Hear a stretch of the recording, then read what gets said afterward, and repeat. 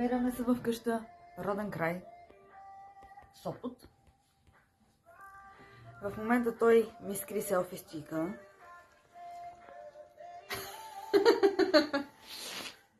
Айде прави снимки там да. Аз си правя видео, ти си прави снимки. Та. На умените цели от 3-4 водопада, които трябваше да изкачим, може би няма да се осъществят. Водопадите не се изкачват, а се виждат.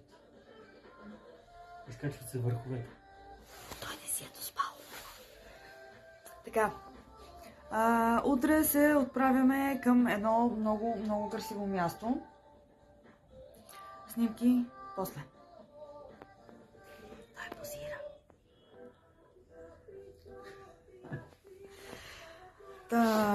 Мястото е много хубаво.